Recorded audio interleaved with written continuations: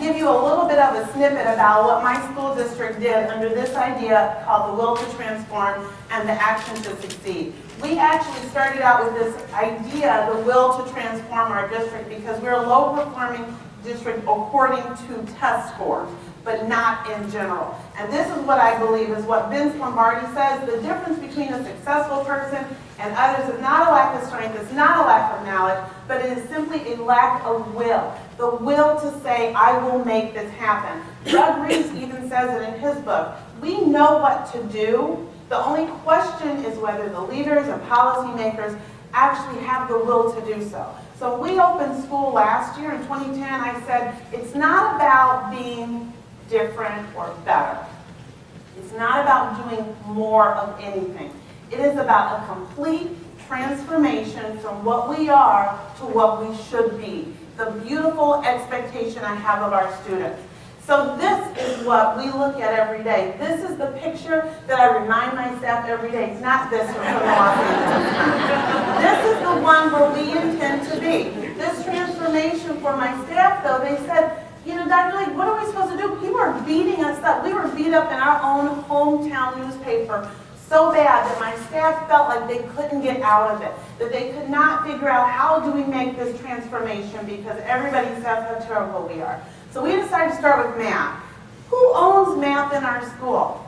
My staff said, how could we make math sexy and fun where everybody would want to do it, where this would be part of our whole aspect, our goal. So we decided, let's go at it through the aspect of practices. And not just practice makes perfect, but mathematical practices in every classroom across our entire school district, and every course, whether it's child development, automotive, makes no difference.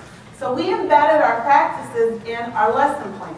And what we did is we went through each one of the practices, and I had staff members from other departments come up with ideas connected to those. So if you think about abstract and quantitative, this was one of the pictures they sent to me was, we do this all the time when we're playing chess with our kids, our chess club. And look at these two little kids who are able to do it on a regular basis. My staff said, it doesn't matter. We talked about viable arguments and critiquing the reasoning of others. We had a whole conversation about the movie Avatar, about the reasoning and critiquing the reasoning of the two sides of this movie. So it's not just the thinking process, it's the conversation. Because then when we talked about modeling of mathematics, our geography teachers were able to pinpoint it right away and talk about this is how we do it in our classes. Our CAD teachers talked about this is what it looks like for us. So it becomes the language of our school. We teach health sciences.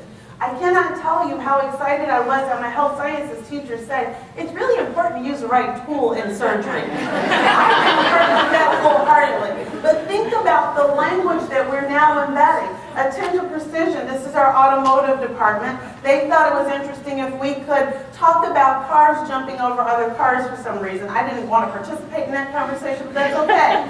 They talked about the precision that it takes even as they're working with vehicles, looking for making use of structure. My biology teachers, they were like, we do this all the time. Here's a sample of what we do in biology and how we look for and make use of structure on a regular basis.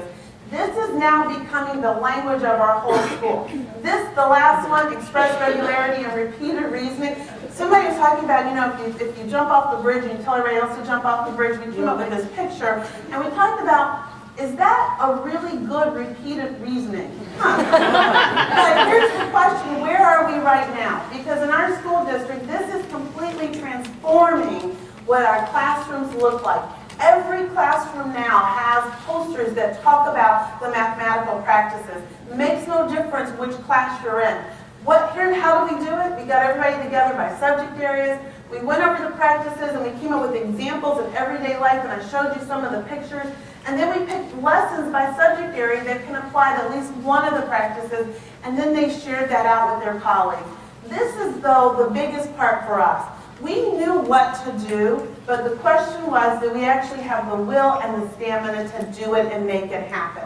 And so in our district, We're all about transforming the paradigm. We all now have to own a piece of the mathematics, and we say all you need is the practice, and not just practice, but mathematical practice on a daily basis in every classroom across my high school district. Thank you.